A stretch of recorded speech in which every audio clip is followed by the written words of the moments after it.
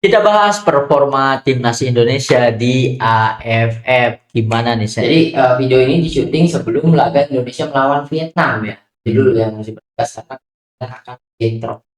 Video ini diupload itu malamnya Indonesia lawan Vietnam. Oh gitu. iya, betul. Nah, kita bahas melawan Timor Leste dan juga Kamboja. Kamboja dulu gitu kan. Dimana match pertama kita menang besar dengan skor 5-1. Match kedua juga menang besar. Tapi menang besarnya dengan reason ya, atau ada alasannya. Menang besarnya kan karena 15 menit baru bisa nyetak 3 gol gitu kan. Iya, dan itu juga menjadi pertanyaan besar karena dari babak pertama Timor Leste itu udah bermain 10 orang gitu kan. Tetapi terlihat banget timnas kita struggle untuk nyetak gol, padahal secara peluang banyak ya Senya untuk Betul. peluang. Peluang memang banyak sekali, tapi yang gue lihat sih Timor Leste-nya juga main bagus ya. Iya, Main bagus. sangat Karena bagus. salah satu pemain kan, dia itu tengah Inggris kan, orang Oh tengah iya, Inggris gitu. bahkan pernah Gua lupa namanya kan. yang Dan bahkan mainnya bagus banget gitu. Kemudian yang jadi pernyataan itu, yang menjadi pertanyaan itu, Indonesia dengan hasil positif melawan Kamboja, kemudian melawan Timor Leste yang bermain dengan 10 orang, dan juga Timor Leste itu tidak bermain low block strategi, Iya. tidak bisa nyetak gol juga gitu kan. Betul. Ibaratnya gue kan sebelumnya mengapresiasi ya, sangat mengapresiasi kombinasi antara Tom Haye dan juga ada Mitchell Baker gitu kan, karena memang ya ketika lawan melakukan teknik low block pun kita sudah punya striker jangkung yang bisa eksekusi sundulan gitu kan, dan umpan-umpan yang cantik dari Tom Haye. Tetapi ketika melawan Timor Leste juga ternyata kekuatan dari Mitchell Baker ini bisa diantisipasi dengan sangat baik katanya, dari serangan Indonesia bisa diblok gitu kan sama Timor Leste itu Betul sendiri. ya. Ini sama seperti Haaland di Manchester City ya. Jadi ketika setelah Manchester City juara Champions League, permainan City itu baca banget kan. Makanya hancur banget di musim ini ya. Karena dampak kalau Haaland juga nggak bisa ngapa-ngapain. Nah, kalau Haaland, pemain yang lainnya seperti Marmus, Doku, kemudian yang lainnya nggak bisa ngapa-ngapain. Itu juga terjadi di timnas melawan Timor Leste kemarin. Padahal akhirnya tim Gavens juga diturunkan kan kemarin kan. Menurut gue sih permainannya bagus, cuma tim Gavens itu kadang ada peluang yang harusnya ngoper harusnya eksekusi ngoper gitu kan, sehingga kena blok lagi decisionnya ya, dari decisionnya ya mungkin karena memang laga debut juga ya saya dari tim Gaben gitu kan. Tetapi kalau menurut gue mah pertandingan Indonesia melawan Timor Leste ini memberikan kita gambaran betapa pentingnya peran Donitri sama Beckham kalau menurut gue. Karena secara variasi serangan kurang banget tanpa kehadiran Beckham dan juga Donitri ya Zenya. Iya, lebih tepatnya sih aliran-aliran bolanya itu kurang bagus karena memang dominan diturunkan lokal ya. Ada Brian Fatani, juga Kadek Agung juga dari babak pertama. Dari situ permainan kurang bagus lah. Aliran bola itu kurang bagus. Ini sama seperti kasusnya di laga FIFA Matchday melawan Oman ketika Beckham Putra kombinasinya selalu gagal dengan Kevin Dix. Jadi ini masalah chemistry pemain-pemain lokal yang baru, karena Kadek Agung, Brian Fatani itu baru dipanggil sama John Hetman. Nah, banyak yang ngomong kok Indonesia ini gara-gara lokal, dan juga enggak, gue nggak bisa nyalahin lokal. Menurut gue kita nggak bisa nyalahin lokal, karena pemain lokal yang dipanggil, yang diturunkan itu kan pemain yang baru dipanggil dan baru debut di laga asli, bukan di latihan gitu. Itu chemistry dengan Tom Haye, dengan Mitchell Baker, dengan Shane, dengan Jordi Amat, dengan Mark Locke itu belum bagus gitu kan. Karena baru TC banget. Nah, kenapa di match melawan Kamboja bagus? Yaitu skuad yang udah ada, yang udah dipakai dari FIFA Series, FIFA Matchday, dan sekarang. Jadi John Herman ini masih meracik. Nah, misinya ternyata masih kurang chemistry. Yang penting kita itu sudah ada skuad utama yang akan diturunkan, yaitu ketika match melawan Kamboja. Di situ Beckham dan juga Donitri itu salah satunya harus main. Kalau misalkan pemain lokal itu banyak sekali diturunkan, Donitri itu harus, nggak apa-apa nggak mainin Beckham, tapi Doni harus main satunya ya. Kalau misalkan ternyata pakai skuad utama, pasti Doni sama Beckham itu dimainin secara bersamaan gitu kan. Kalau misalkan di babak pertama kita udah nyetak 3 gol, Doni itu nggak bakal main. Di match kemarin nggak bakal dimainkan.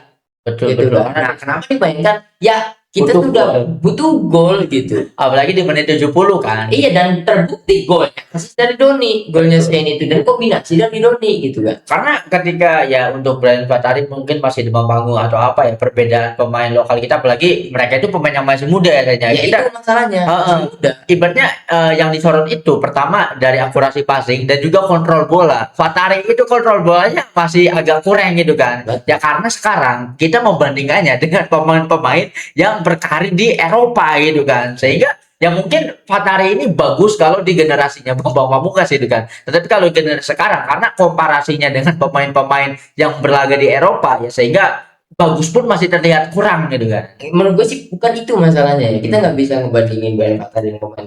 Menurut gue tetap di chemistry dan juga adaptasi dengan pemain-pemain di teammate dia di timnas kali ini gitu kan. Buktinya Egy main jelek melawan Kamboja, Iya. tapi bisa diperbaiki melawan Timor Leste. Egy nggak sering kehilangan bola, bahkan ada keputusan eksekusi dia mendapatkan ruang gitu kan. Main Iya. bagus juga menurut gue sih untuk Brian Fatari, Kadek Agung yang dipanggil dan kemarin diturunkan melawan Timor Leste.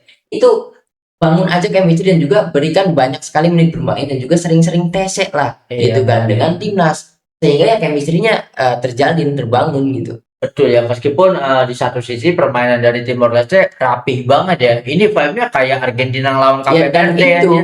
itu point of view yang hilang dari fans timnas itu seperti itu. Timor Leste itu selalu dibantai sama kita dong gitu Betul. kan. Kita juga selalu dibantai sama Oman. Iya. Tapi sekarang kita bisa ngalahin Oman. Ya Timor Leste juga bisa kayak gitu gitu Bisa. kan. Setiap musim bisa berkembang, bukan nah inilah yang harus open minded dibuka para fans timnas. Wah, kita pasti juara AFF. Iya. Kata siapa? Di Betul. video sebelumnya gua ngomong, kita bantai Kamboja, Vietnam Myanmar lebih bantai-bantai loh. Bahkan Vietnam itu Myanmar bantai 7-0 Timor Leste kan. Iya. Di match pertama gitu kan. Bukan cuma kita yang berkembang. Betul. Gitu kan. Negara-negara di ini juga ya. Kita 30 tahun belum juara, baru segininya udah banyak omong dan kemudian sudah meremehkan negara-negara lain. Ini Itu kan salahnya gitu. ibaratnya Sen, ketika gegap gempita sama pemain diaspora kita ya, bahkan di Timor Leste itu kan pemain diasporanya pernah di Inggris kan, ibaratnya Iya, pernah sama Bellingham. pernah Bellingham ya, ibaratnya satu angkatan Bellingham pernah di underage-nya Inggris gitu kan. 17-nya Inggris. Ibaratnya itu kurang canggih apa anjir ya sadaya. Dalam hal ini juga berarti negara-negara di ASEAN, negara tetangga kita itu secara progres sama, cuman karena kitanya aja yang nggak tahu gitu kan. Kalau untuk masalah pemain naturalisasinya ya. Ya bukan kita nggak tahu sih, kita aja nggak mau tahu. Kenapa gue ngomong bukan kita cuma yang dari kemarin kan, Myanmar yang lain bantai-bantai ya karena gua nyari tahu hasil dari negara-negara yang lainnya, kemudian juga dari Thailand juga, apalagi kembali lagi ya, match ketiga kita bertemu Vietnam. Ini nih pertandingan yang bisa kita mau tes limit timnas di pertandingan ini. Betul ya, mungkin karena Don Herman sudah tahu ketika butuh kemenangan otomatis sepertinya ketika menghadapi Vietnam ya Beckham sama Don Indri akan dimainkan dari babak pertama ya. Ya pasti menurut gue Doni harus main ya, harus main dari babak pertama. Kalau untuk Beckham menurut gue bisa dimainkan dari babak pertama atau ketika butuh gol. Tapi lebih sering itu kalau mainin Doni sama Beckham harus bareng kan. Gitu. Iya, kombinasinya ya. Karena ini menyulitkan pertahanan lawan gitu kan.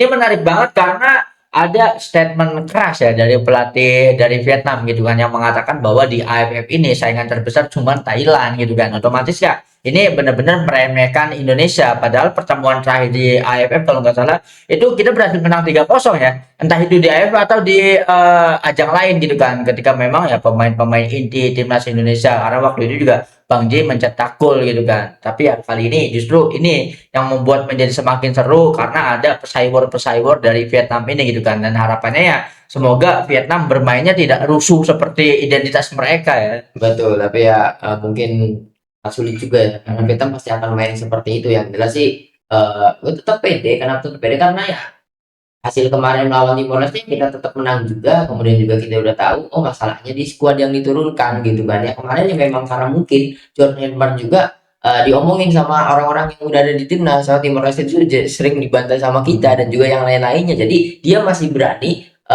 mengubah-ubah strategi, meracik strategi di kompetisi yang resmi gitu kan. Kalau misalkan John Herman sekarang nih bertemu Timor Leste kayak gini, di next match melawan Timor Leste nggak akan ngeremehin lagi, karena dia udah tahu ternyata di lapangan tidak seperti yang diomongkan sama analis-analis yang dia miliki gitu kan. Karena squad atau staffnya John Herman yang dibawa ke timnas itu baru semua dan orang Inggris semua dan tidak tahu sepak bola ASEAN gitu kan. Berarti kan John Herman tahu kekuatan Timor Leste ya dari analisa-analisa di timnas yang sudah tahu Timor Leste seperti apa gitu. Sedangkan perkembangan dari tiap negara itu tiap tahun pasti signifikan ya. Tidak bisa memakai data 5 tahun belakangan. Bisa ya. Kenapa Indonesia perkembangannya disorot sama Vietnam, dikritik sama Vietnam, Thailand? Kenapa ya? Karena kita yang paling berisik. Iya, Karena kita yang paling berisik, jadi negara yang lain tahu. Kalau yang benar udah sengat-sengat aja gitu kan. Betul. Ini sama seperti BRI Super League. Yang paling kita ketahui perkembangannya itu cuma versi Persija. Ini Borneo ini kenapa nggak dibicarakan? Ya kan dalam algoritma kurang rame. Nah, kita lihat aja Persebaya yang udah proven di Piala Presiden pembeliannya Julian Fernandes, Alex Martin, tapi tidak seramai versi Persija kan gitu kan. Karena itu juga sama seperti kita Indonesia gitu. Apalagi Indonesia sempat ada di kualifikasi Piala Dunia, bahkan sampai ke ini ya, putaran keempat juga ya kayaknya. Otomatis ya di ASEAN-nya menjadi apa ya, menjadi highlight yang bisa ini bisa dipelajari sama tim-tim lain gitu kan. Iya, tapi ini Indonesia sampai ke kualifikasi Piala Dunia. Italia itu jadi juara dunia tapi 3 kali nggak lolos, bahkan dibantai berkali-kali sama Norwegia, sama Makedonia Utara, gitu kan. Jadi ya kembali lagi tadi nggak bisa gitu, nggak, kita tuh harus melihat juga perkembangan tim-tim yang lain, gitu kan. Norwegia itu baru masuk ke Piala Dunia lagi loh, tapi mereka di playoffnya ngebantai Italia gitu kan. Ya artinya kenapa kita tidak tahu, banyak yang nggak tahu Norwegia itu seganas itu ya karena banyak yang nggak nyari tahu. Kalau kita yang tahu dari fase grup, kemudian juga kualifikasi, oh memang layak sampai ke knockout Piala Dunia juga gitu kan. Betul, apalagi sekarang ada contoh KPPRD ya, yang dimana setelah dibedah ternyata pemainnya kan bermain menyeluruh di Eropa gitu kan. Premier League kan, bahkan 7 pemain yang diturunkan melawan Argentina itu bermain di Premier League, walaupun bukan tim-tim besar, tapi ya kalau tim Inggris besar ya ada di West Ham, ada di Leeds gitu kan, ada di Bournemouth gitu kan.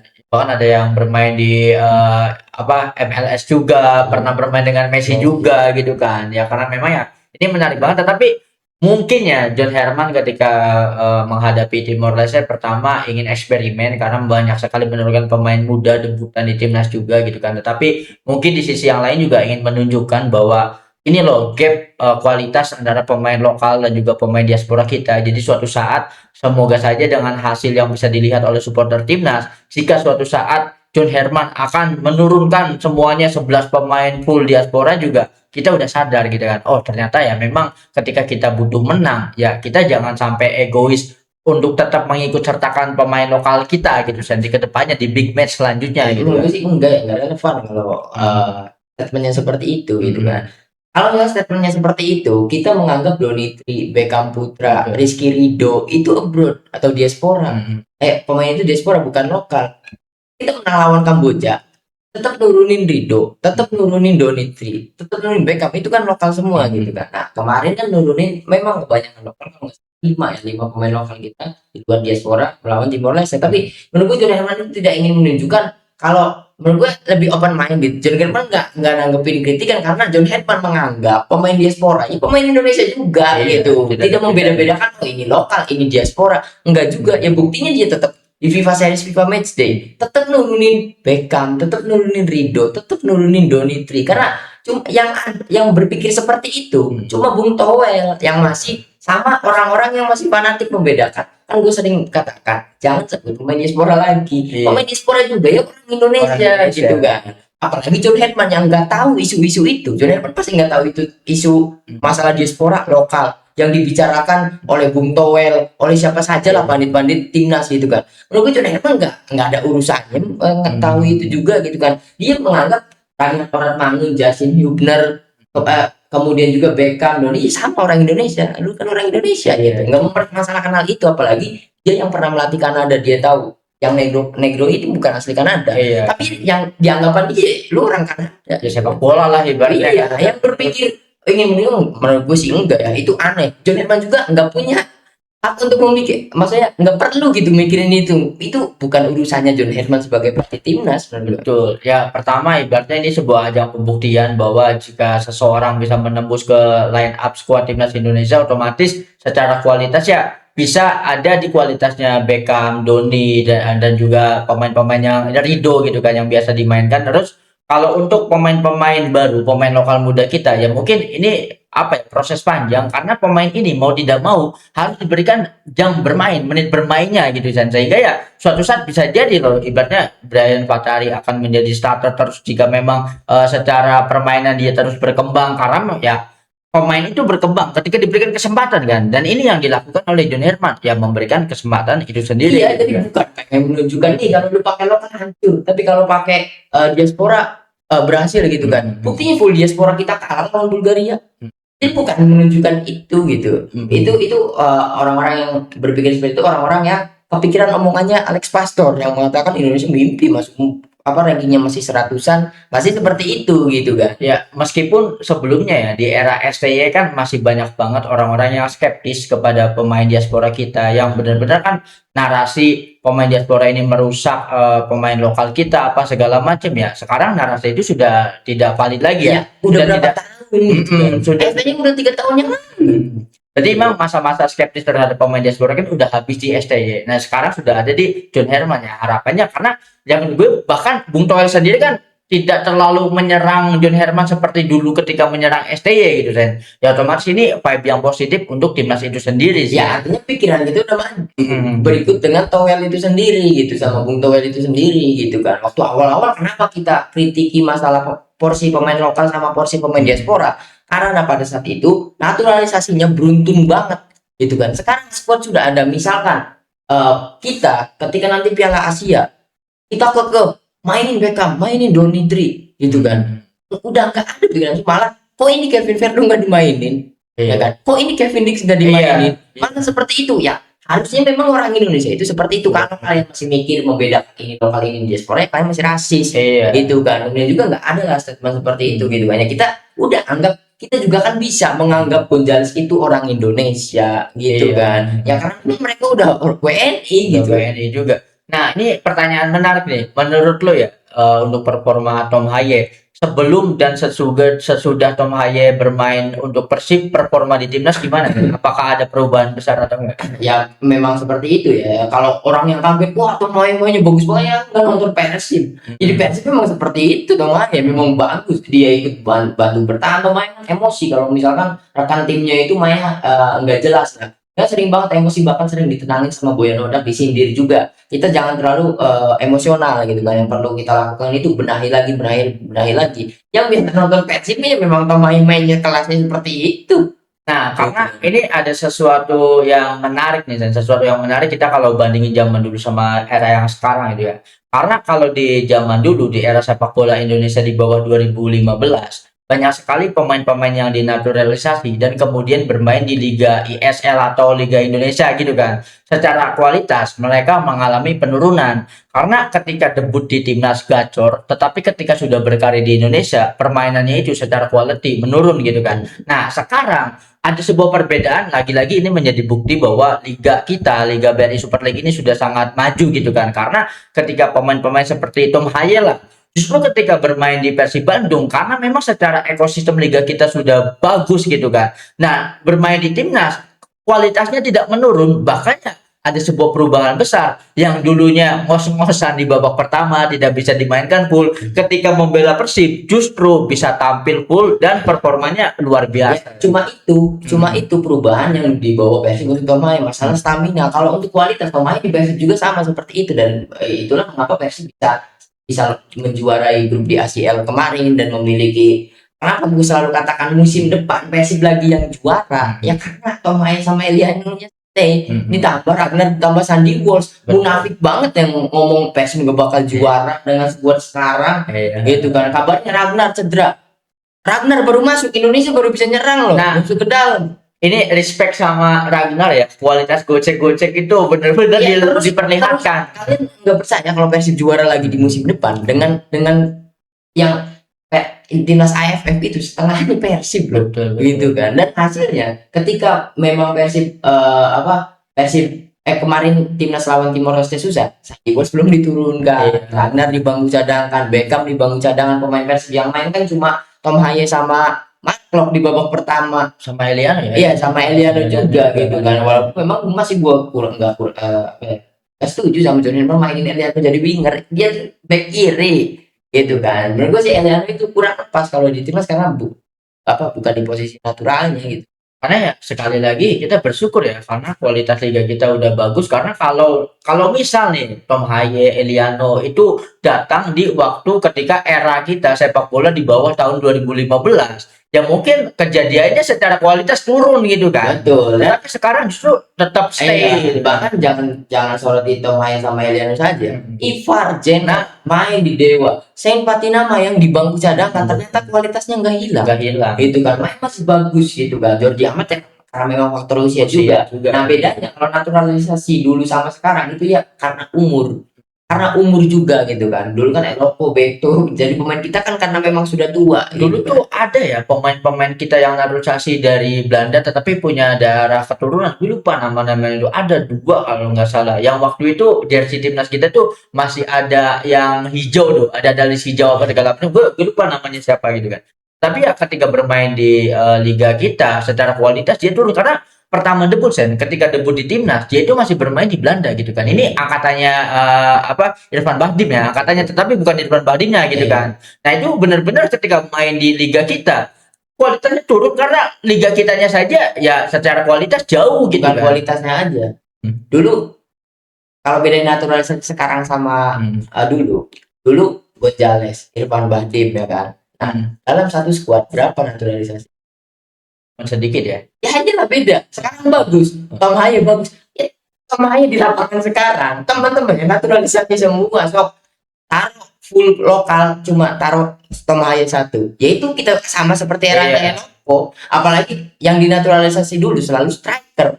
Ibaratnya bedanya kalau dulu pemain naturalisasi itu pelengkap, sekarang dibalik pemain lokal yang menjadi pelengkap pemain. Ya, jadi beda, nggak bisa ngebandingin di kualitas naturalisasi dulu dan juga sekarang karena kondisinya beda, nggak sama. Kondisi sekarang final squadnya untuk Piala Asia lokal itu cuma 3, Beckham, Doni, Rido, 9-nya upload diaspora semua gitu kan. Kalau dulu cuma Gonzales, cuma Irfan Bahdim, ini gue kepikiran nih. Ibaratnya kalau dulu kualitas pemain diaspora itu benar-benar jadi ke bawah jelek karena memang ya mayoritas kualitas pemain lokal kita gitu kan. Nah kalau perbedaan dengan pemain sekarang karena dominannya pemain diaspora. Nah, sedangkan pemain lokal itu ada 3, secara kualitas justru menarik kualitas pemain lokal untuk bisa lebih baik mengimbangi pemain diaspora kita ya Senya. Ya secara kondisi ya yang terjadi memang seperti itu kan. Iya, dan juga tadi nggak bisa.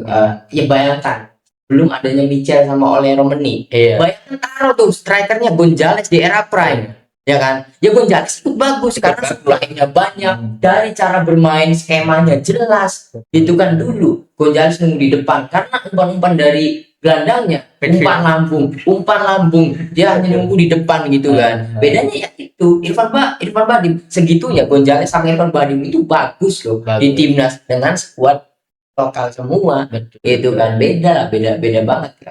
Gak bisa dibandingin karena kondisinya berbeda gitu kan. Kalau misalkan ternyata kondisinya sama di eranya Enopo sama Irfan Bahdim sama-sama banyak diasporanya, mungkin kita udah juara AFF dari 2010 gitu kan. Hal ini bisa diperdebatkan nanti di 2030 ketika sudah dari diaspora saja sudah beregenerasi. Ini Tim Gaipen, kemudian juga pemain-pemain yang Michael Becker gitu kan, kemudian Matthew Becker itu bisa jadi perdebatan dibandingkan dengan diaspora generasi pertama seperti Mak Ragnar ketika mereka sudah nggak bisa bermain gitu. Oh berarti bahkan ya progres yang sudah bagus sejauh ini bisa jadi ini masih bentuk fondasi ya kayaknya ya karena di 5 tahun yang akan datang bisa jadi ya lebih canggih lagi gitu kan ya. Pemain diaspora kemarin aja yang di eranya STY bisa dihitung kan. Setengahnya kan baru diaspora baru kita, bahkan Michael Becker baru WNI seminggu langsung main itu kan. Tim Gaipen yang baru pulang, Matthew Becker kemarin baru di U17 langsung main ke senior juga gitu kan. Baru semuanya baru. Kenapa itu gua nggak setuju. Banyak yang ngomongin jelek ketika lagi melawan Timor Leste ya karena pemain yang baru dipanggil juga itu baru banget ikut TC gitu kan. Bahkan Michael Becker yang lain udah TC 3 hari dia baru datang.